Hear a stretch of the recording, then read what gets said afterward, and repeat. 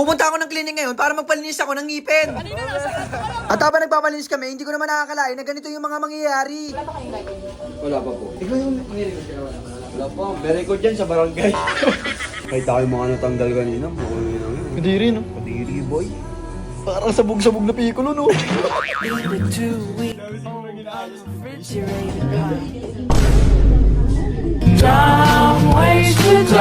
Magpapalinis ako ng ngipin yung araw dahil pang 6 months na rin pala ng ngipin ko simula nung last na nalinisan at sinama ko yung dalawa kong pinsan ng grade 7 kasi hindi pa daw nila naranasan ma-hospital. At ito na yung binok namin na grab. Ayun o. Asa ito na yung mga boys natin. Bam!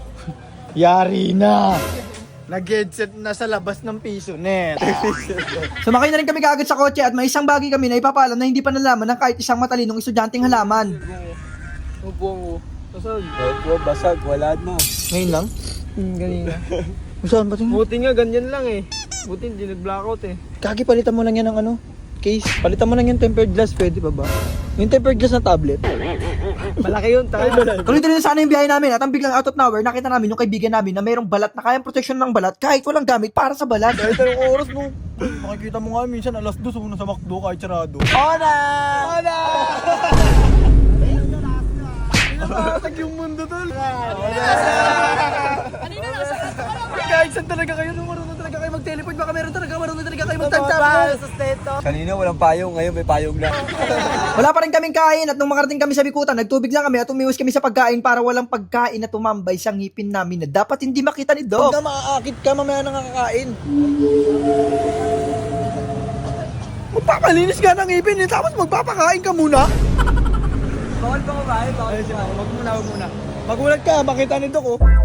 May mais. Yung gano'n, ba't ka ito yung wisdom tooth mo, may mais? Taligaw lang yan, Doc.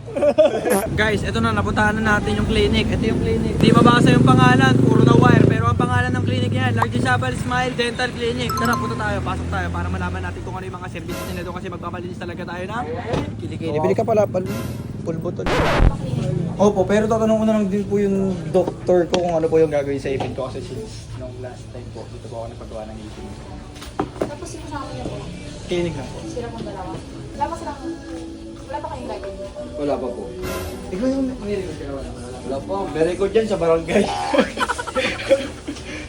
barangay, no? Hindi na pala ikaw. Dalawa tayo, boy. Tama ka doon. Nga pala guys, buti nakaabot tayo. Sobrang luckily. Buti di naman ganun ka-traffic, pero thankful pa rin.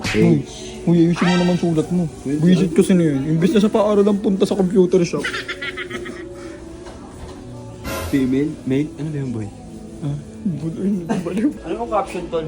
Ha? Ano ang caption? Baliw ko dun. Filipino nationality. Yun nga. Oo, baka alam mo. National ID number. Trabaho, sorry. Student na lang. Pangat masakit pag ganun to eh. Doc, paano po yun? Nilagay niya po yung student, eh huminto na po siya ng pag-aaral. Other medical treatment kasi wala ka naman. Wala. No po dapat. No, dapat. Dami mo namang sakit. Sinik mo lahat yung yes. Hospitalize na kayo? Uy, na-hospital na ba kayo dati? Sa hospital? Hindi pa. Habang nagpipilap yung dalawang kong tropa, nauna na ako, nagkamustahan lang kami ni Doc, kinakausap niya ako habang nilinisan at ako kinausap ko naman si Doc gamit yung sign language ko sa dila. Puti pang ano ko naiingatan mo ata ng maayos yung legs mo. Napakaraming thank you Doc sa pag-alaga ng ngipin ko, maraming salamat sa iyo Doc, kahit hindi sa iyo to, nilinisan mo, ito yung ngipin ko before at ito na siya ngayon. Kidding aside, napakarami na services dito, halos lahat na pwede mo ipagawa sa ipin mo, andito na lahat yan, pwede ka rin magpagawa ng gintong ipin pero susunod na yung ginto kapag mataas na yung bentahan. Pasok, boy.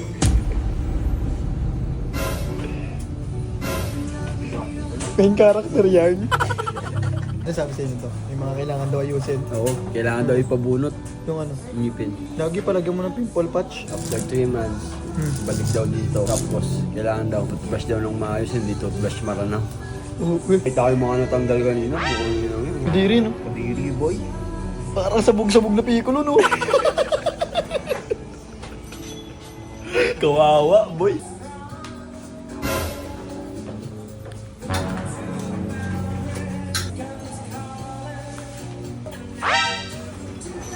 Hey, gentle dog. Ganyan siya pag linggo ng umaga. Kaya po na pala. Yung entry ni Buboy. Entry na. Oo, tignan natin. Hinahantin lang namin yung kaibigan namin, kaya lang masyado matagal, kaya nakaisip na naman ako ng kalokohan, nagulatin siya kasi malakas pa naman ito magkape tuwing Sabado. Dami siguro nila ayos ko.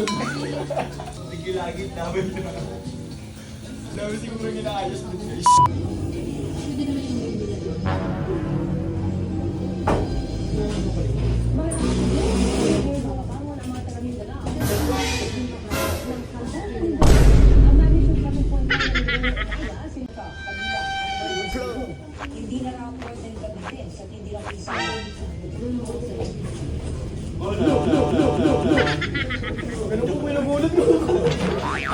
Mabalik-balik ako dito, boy. Araw-araw pwede ba, ma'am?